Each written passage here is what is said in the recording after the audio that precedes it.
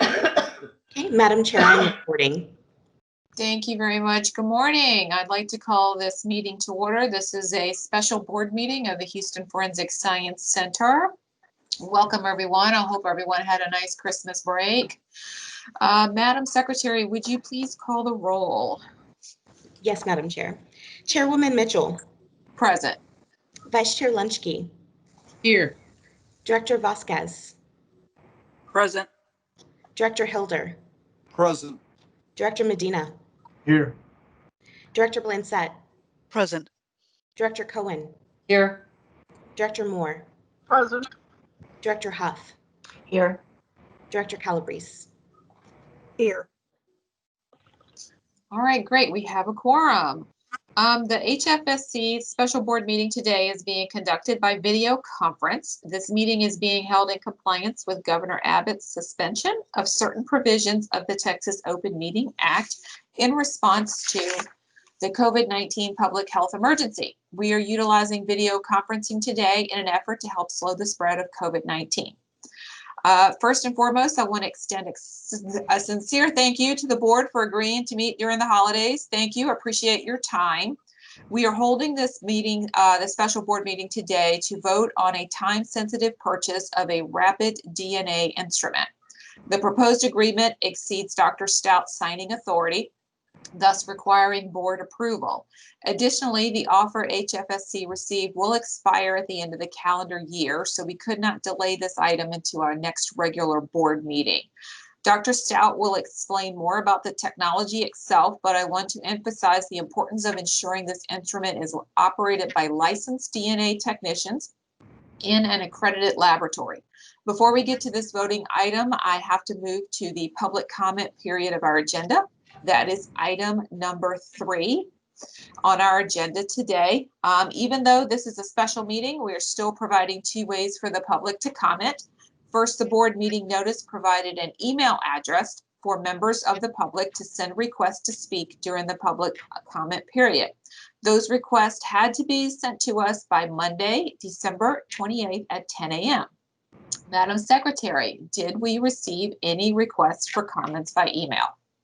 No, Madam Chair, we received no requests for comments via email. Okay, thank you. To make sure we are giving the public every opportunity to participate in this meeting, I will open the floor now to provide time for anyone from the public who has joined this video conference and did not sign up in advance. If there is anyone who would like to speak up at this time, please unmute yourself and state your name. Each member of the public will have 3 minutes to speak. Do we have anyone, Jordan, that is on that is not board or HFSC? No, Madam Chair, we do not. Okay, then I'm going to go ahead because this is such a short agenda. I'm going to go ahead and close the public comment period now.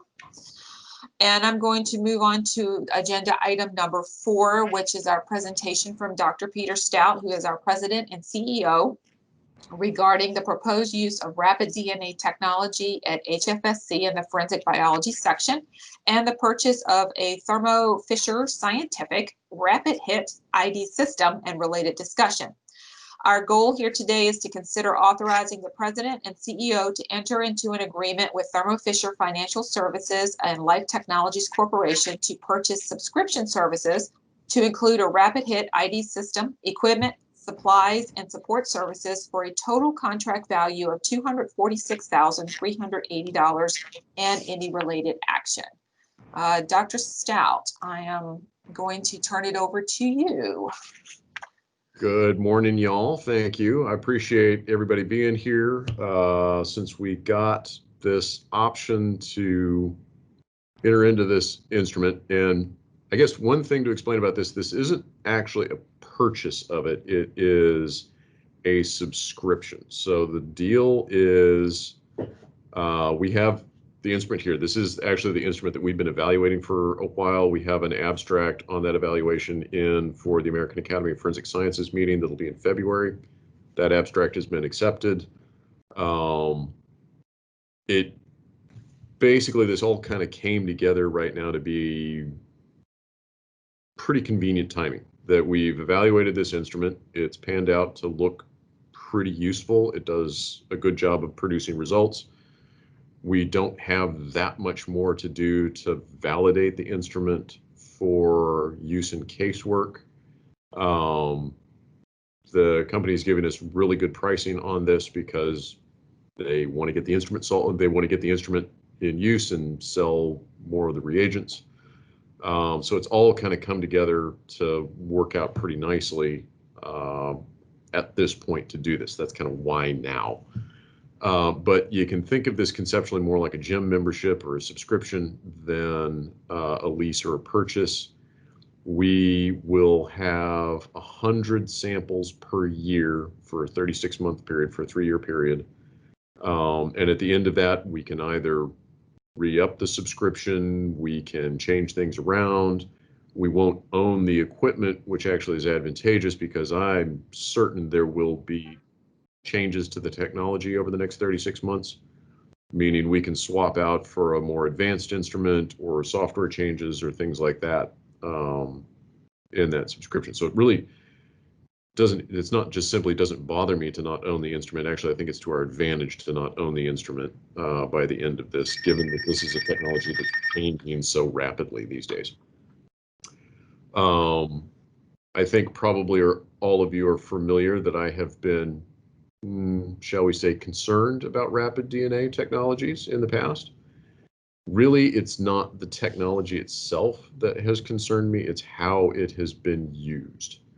There's 2 manufacturers, both of them actually make pretty good boxes. These things, they do what we do in the laboratory. Really what the box is it is highly miniaturized automation that makes these pretty autopilot instruments, and everything is condensed down to be able to do the chemistry in the space of 90 minutes and produce a result in 90 minutes, hence the rapid part.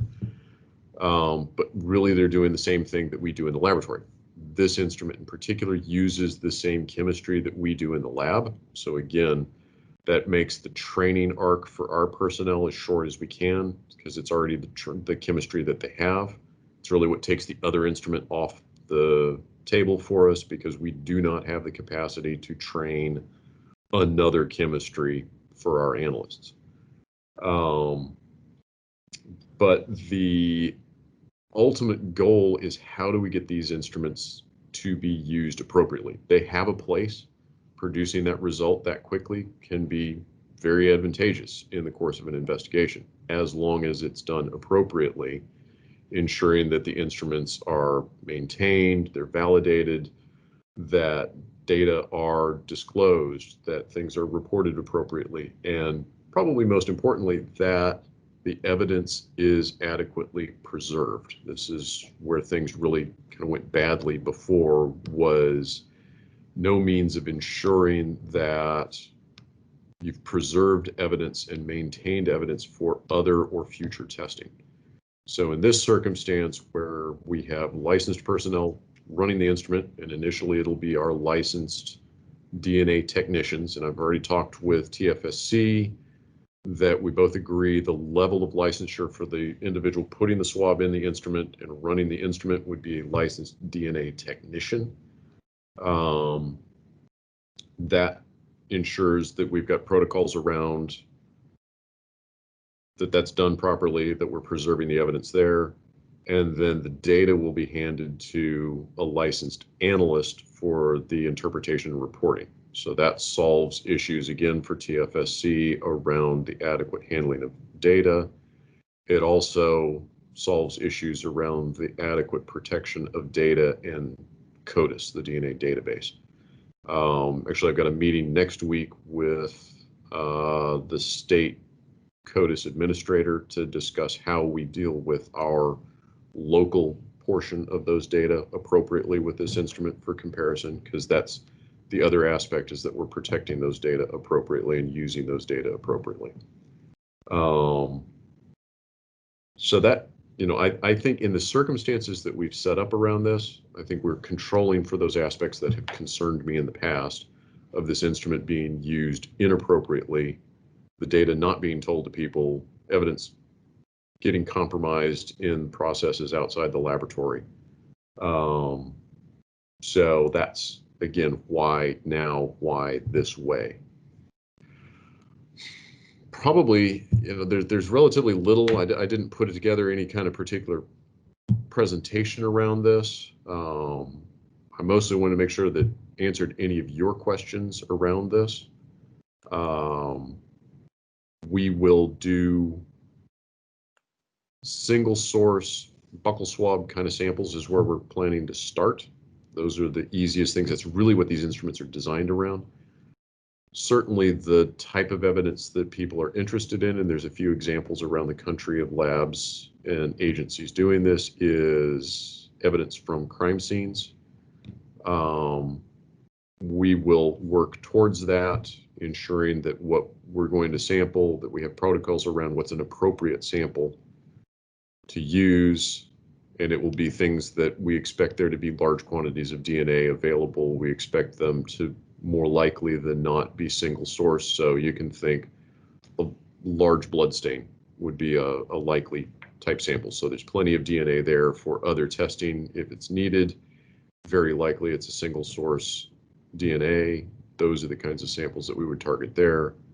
We are planning ultimately to see about licensing some of our crime scene investigators as DNA technicians.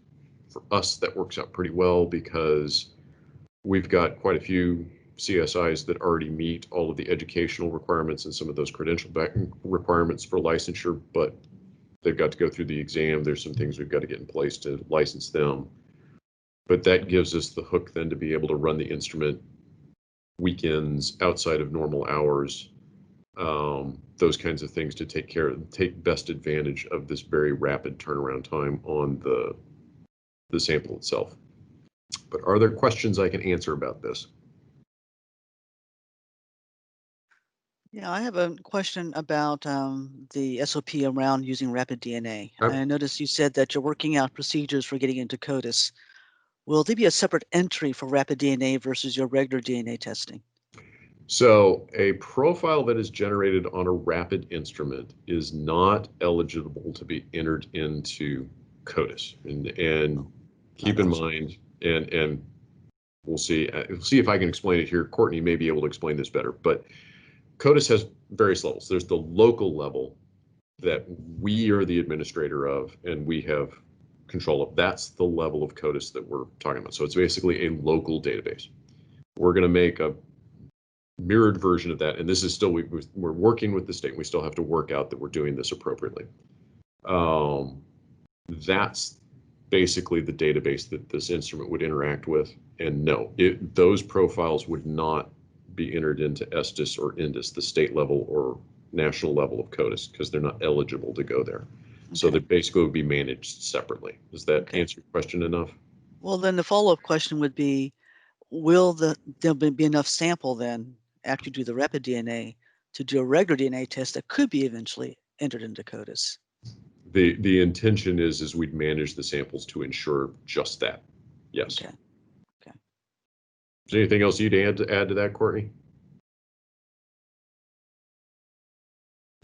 Sorry, I was trying to unmute myself. The only thing I would add is that right now our local database would have about 14,000 DNA profiles in it. So it's a fairly large database, certainly not as large as the state or national database, but that basically covers every profile we've ever entered into CODIS would stay in our local database, and we could export that and use that to compare to any rapid samples we run. Okay. And there are other examples around the country of local databasing, and it's got its own suite of challenges, but this is keeping it to that ELDIS level. I think manages some of those challenges. Okay. You also mentioned that you wanted to only use single source evidence to put into rapid DNA. Why was that important to bring that up? These instruments really are designed around single source profiles. And the more you get a mixture in there, the less likely the instrument is going to be able to produce an actual result for you. And the more you get mixtures, the more complex this gets. the less advantage the instrument presents. These are expensive to run. The advantage of that expense is the speed. The disadvantage is you have less ability to deal with mixtures. So trying to balance all of the relative risks in there, you're trying to use samples that are going to give you the best advantage on this instrument and not risk that I've got a mixture there that I can't interpret with the instrument and I'm going to need to run it otherwise. Does that kind of make sense there? It does, in the sense that you know that your source truly is single source. But what if you're mistaken? Is there any way to tell from the results of the instrument from RapidDNA that you do have multiple sources? Yes, there is. And in selecting, certainly what we're starting with, buccal swabs, so basically a reference swab from a suspect is probably the most likely thing where we'd want to start first. You've got somebody that investigators have arrested. They're trying to confirm, is this actually the individual that we think it is relative to other evidence? They can get a buccal swab. They need a rapid result on that because they can only hold the person for so long. That's the kind of sample, but I've taken that swab from the inside of somebody's mouth. Very likely that is a single source. Yeah, there are some circumstances that you end up with something else in there, but most likely that is a single source of DNA. As we move into evidence, that's where there's more likelihood of a mixture. Even there, you can mitigate that by it's a blood stain. So odds are good. It's only a single person's blood. It might be more than one person's blood, but there's a lot of DNA there to work with. That's kind of the hierarchy to work through to try and ensure we've got large quantities of DNA. Most likely it's a single source. Even if we're mistaken, there's still enough DNA there to handily be able to go do traditional testing and deconvolute it if we can there. Okay.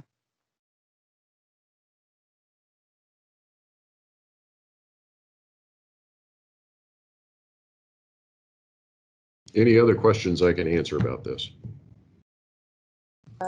Yes, Peter, I got a couple questions. Okay. Okay, you were talking about getting buccal swabs from the suspect, and then you've got other evidence, so I assume it's other DNA evidence, and you need to get a quick result so you can compare the two, I guess, the buccal swab time. So it's not really 90 minutes. It's going to be 90 minutes to get the result, and then somebody's got to go and look at and compare all of the other samples, correct, to see if there is a match. Correct. So there's this software, the software that's on these instruments does a pretty good job of helping with that interpretation, but you are correct. And this is also part of our intention of how to use the instrument correctly, is that ultimate interpretation and reporting is by a licensed analyst. Okay. So time for that as well. Okay, so then we have to do a report and then we'll release the report, or are we going to be doing a verbal, like a phone call and say yay or nay? No, we would be doing a report, releasing a report. Any kind of verbal reporting would fall under the same accreditation requirements that we would normally do. Okay. Okay, you said with the instrument, this is a subscription. And then as the technology continues to advance, and probably will over the next 3 years, if they change out the instruments, then we have to revalidate and start all over again, right? It would depend on what changes. What all that validation might entail is going to depend on what changes, but that's something that we're used to dealing with in all kinds of places on all kinds of different instrumentation. Yeah.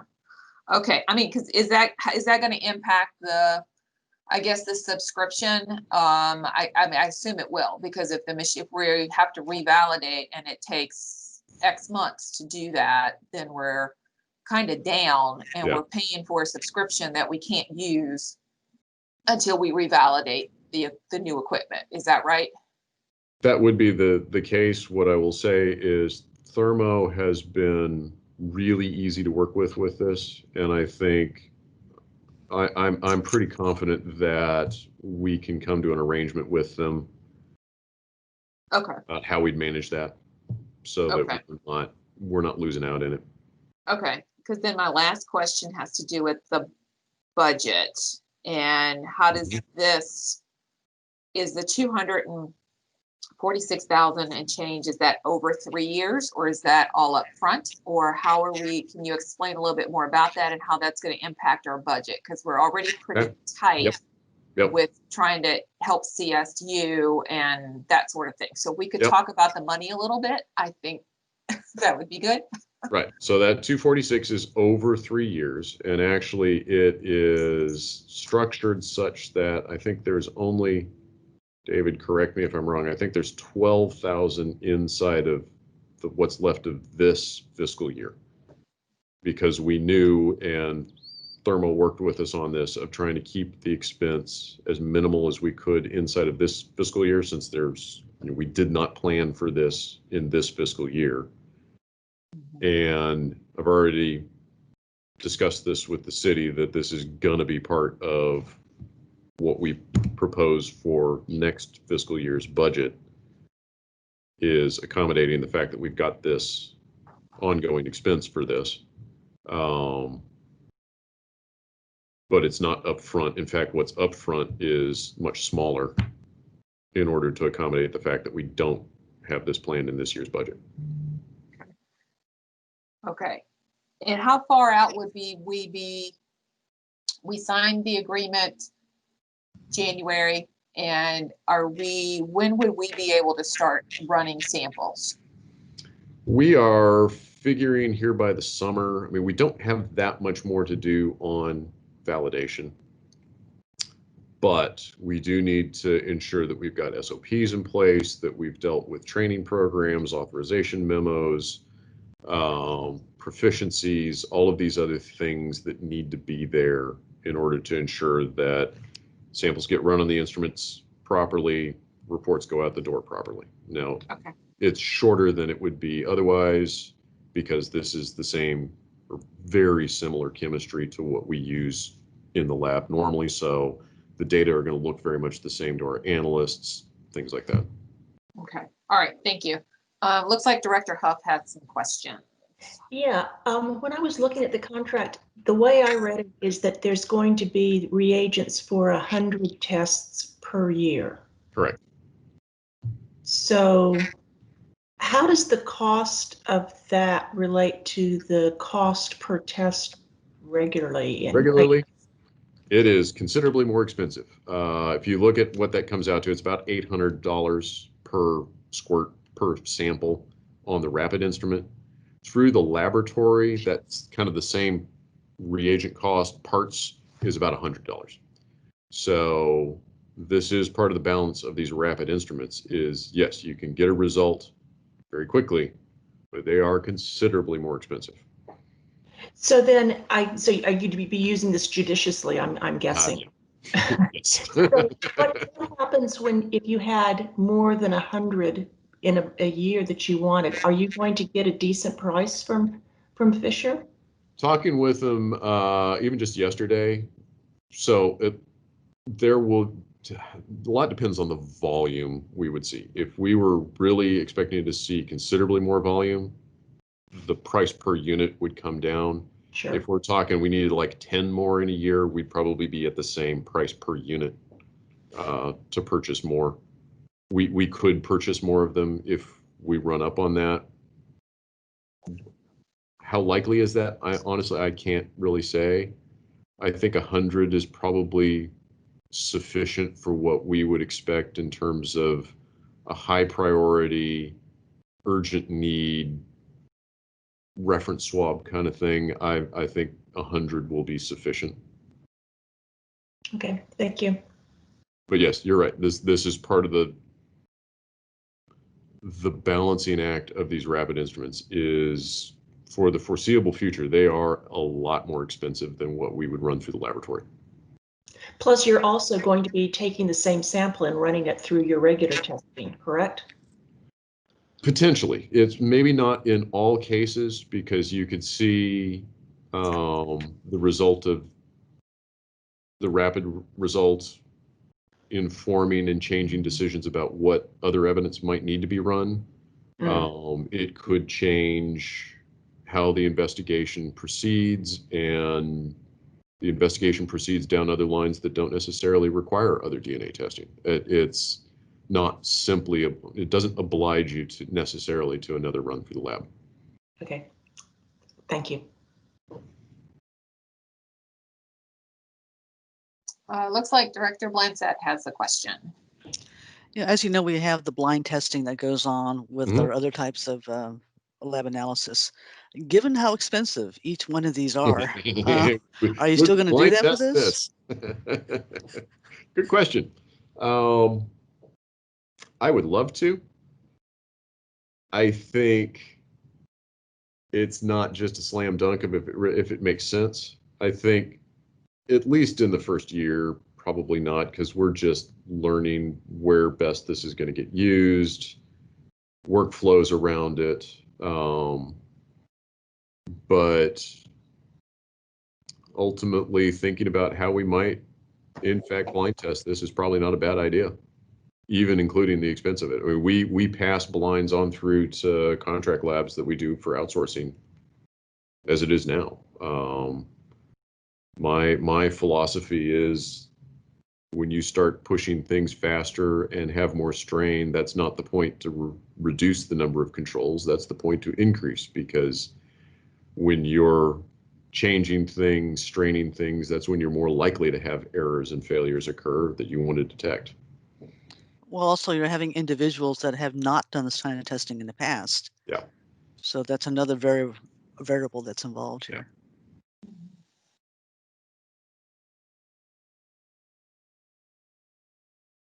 Okay, are there any other questions?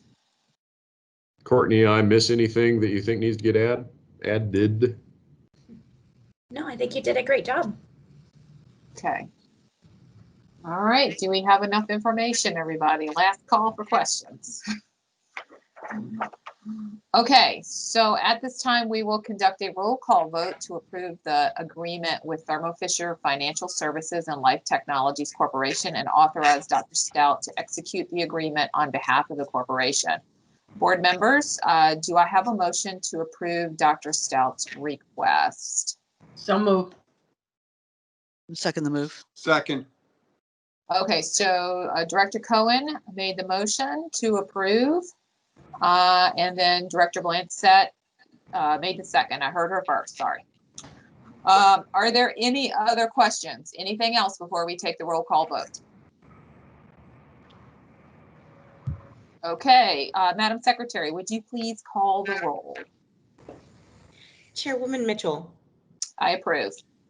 Vice Chair Lunchke, I approve. Director Vasquez, I approve. Director Hilder, Approve. Director Medina, Approve. Director Blanchett, Approve. Director Cohen, Approve. Director Moore, Approve. Director Huff. Approve.